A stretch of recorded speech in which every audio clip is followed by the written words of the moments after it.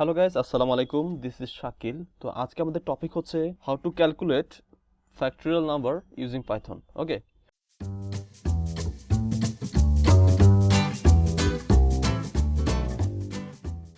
So factorial নাম্বারটা কি সেটা আগে আমাদের বুঝতে হবে। সো আমি একটা এক্সাম্পল দিচ্ছি আপনাদের। ফ্যাক্টরিয়াল নাম্বারটাকে আমরা এভাবে ডিনোট করি, সাপোজ 5 তারপর ফ্যাক্টরিয়াল, এটা হচ্ছে ফ্যাক্টরিয়াল সাইন। ওকে, সো 5 ফ্যাক্টরিয়াল ইকুয়াল যেটা হবে সেটা হচ্ছে 5 গুণন 4 ফ্যাক্টরিয়াল। তো এভাবে চলতে থাকবে 1 পর্যন্ত। ওকে, সো ফর্মুলাটা কি দাঁড়াইলো তাহলে? ফর্মুলাটা হচ্ছে n, 5 যদি n এর ভ্যালু হয় ইনটু n মাইনাস 1, তারপর হবে n মাইনাস 2, n মাইনাস 3, এভাবে চলতেই থাকবে। ঠিক আছে, যতক্ষণ না আপনার n মাইনাস 1 এর ভ্যালুটা 1 হয়েছে। ঠিক আছে, সো যখন n মাইনাস 1 এর ভ্যালুটা 1 হবে ওখানে গিয়ে থেমে যাবে। সো এইটা যদি আমরা পুরোপুরি ইমপ্লিমেন্ট করি তাহলে এরকম দাঁড়ায় যে 5 গুণন 4, তারপর হচ্ছে 3, তারপর 2, তারপর 1। ওকে, আর আনসার আসবে 1 2 0। সো এটাই হচ্ছে আমার 5 ফ্যাক্টরিয়ালের মান। সো রিসেন্টলি যেহেতু আমরা ফাংশনটা শেষ করেছি, সো আমরা ফ্যাক্টরিয়াল নাম্বারটা ফাইন্ড আউট করব ফাংশনের মাধ্যমে। ওকে, সো প্রথমে আমি দেখাবো ফাংশন ইউজ করে আপনারা কিভাবে ফ্যাক্টরিয়াল নাম্বারটা বের করতে পারেন, তারপর দেখাবো ফাংশন ছাড়া কিভাবে বের করতে পারেন, এবং ফাইনালি আমি একটা স্পেশাল ফাংশন ইউজ করে দেখাবো।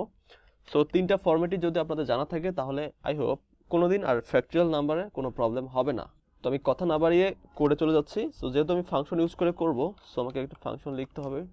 ডিফাইন করতেছি ডেফ ফ্যাক্টরিয়াল নামে একটা ফাংশন দিচ্ছি, আর এর মধ্যে একটা প্যারামিটার দিতে হবে আমাকে এন, সরি আমার এখানে কোলন দিতে ভুলে গেছিলাম।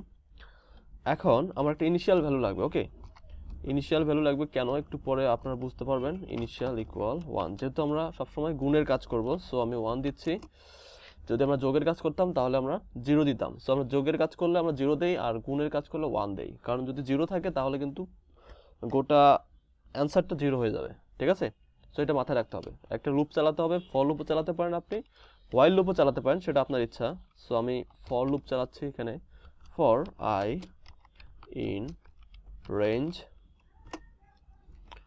এইখানে সবথেকে ইম্পর্টেন্ট থিং হচ্ছে আমি যেহেতু ফ্যাক্টরিয়ালের ভ্যালু ক্যালকুলেশন করব, সো আমাকে অবশ্যই 1 থেকে শুরু করতে হবে এবং যেতে হবে n+1 পর্যন্ত। কেন যেতে হবে সেটা আমি বলতেছি। এখানে আমরা 0 থেকে শুরু করতে পারবো না, কারণ প্রতিবার আমরা যে i এর ভ্যালুর সাথে i এর ভ্যালুটা আমরা আপডেট করব আর ইনিশিয়ালের সাথে গুণ করে দেব, এটাই আমাদের কাজ। আর এখানে n+1 দিলাম, তার কারণ হচ্ছে যে আমি যদি n এর ভ্যালু এখানে 5 দেই তাহলে কিন্তু এখানে 4 পর্যন্ত লুপটা যাবে, কিন্তু আমাকে যেতে হবে কিন্তু 5 পর্যন্ত। তো আমি এর আগেও বলেছিলাম অনেকবার যে এইখানে আপনি যে ভ্যালুটা দিবেন, যে রেঞ্জের শেষে যে ভ্যালুটা আসবে সেটা হচ্ছে যে n-1। সো আমি যদি n+1 করে দেই তাহলে আমার n এসে থেমে যাবে। ওকে, সেজন্য আমি 1 বাড়িয়ে দিলাম এখানে। এখন এর ভেতর আমি যেটা কাজ করব সেটা হচ্ছে ইনিশিয়াল ইকুয়াল ইনিশিয়াল, এর সাথে সবসময় আইটা মাল্টিপ্লিকেশন হবে, প্রতিবার যাবে আইটা মাল্টিপ্লিকেশন হবে। তারপর ফাইনালি আমাকে একটা ভ্যালু রিটার্ন করতে হবে।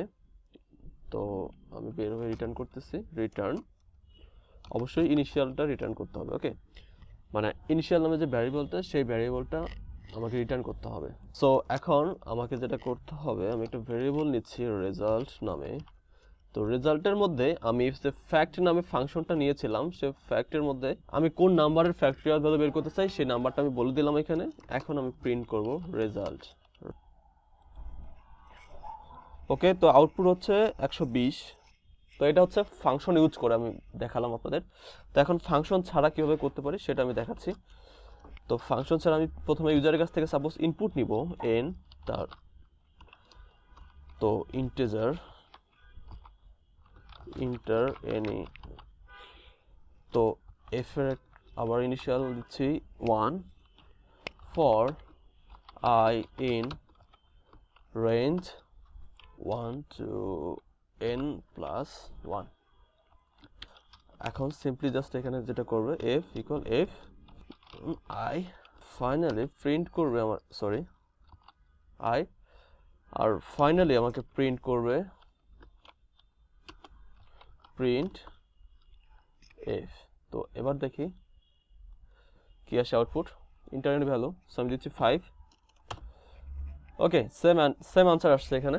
তো এটা হচ্ছে আমরা চাইলে ফাংশন ছাড়াও এটা কাজটা করতে পারি এভাবে খুব সিম্পলি। ওকে, তো এখন আমি আপনাদের দেখাবো অনেক স্পেশাল একটা ওয়ে। তো এখন চাচ্ছি আমি যে 5 ফ্যাক্টরিয়ালের ভ্যালু বের করবো। সো n ইকুয়াল 5 দিলাম আমি। পর আমি যেটা করব এখানে সিম্পলি একটা রেজাল্ট নামে একটা সাপোজ আর আমি একটা ভেরিয়েবল দিলাম। এখন এখানে যেটা করবো ম্যাথ ডট ফ্যাক্টরিয়াল দিলেই হয়ে যাবে। এখানে n জাস্ট দিব, তারপর প্রিন্ট করব রেজাল্ট। ওকে, তো এবার দেখেন কি আসে, এবার আসছে 120। সো আপনারা চাইলে এভাবে এক লাইনেও করতে পারেন। সো আমি 3টা ফরম্যাটে আপনাদের দেখালাম, আই হোপ আপনারা বুঝতে পেরেছেন। সো প্রথমে আমি যেটা দেখিয়েছিলাম ফাংশনে, সেটা দেখিয়েছিলাম আমি ফরওয়ার্ড ভাবে। তো আপনারা ওইটা রিভার্স করে করবেন, আর করবেন হোয়াইল লুপ দিয়ে। ওকে, এটা আপনাদের হোমওয়ার্ক। তো এইটা করার পর আপনারা সোর্স কোডটা আমার কমেন্ট সেকশনে দেবেন, আমি দেখবো যে আপনাদের কোডটা হয়েছে কিনা। সো নেক্সট ভিডিওতে আবার দেখাবো ইনশাআল্লাহ। সে পর্যন্ত ভালো থাকবেন। আসসালামু আলাইকুম।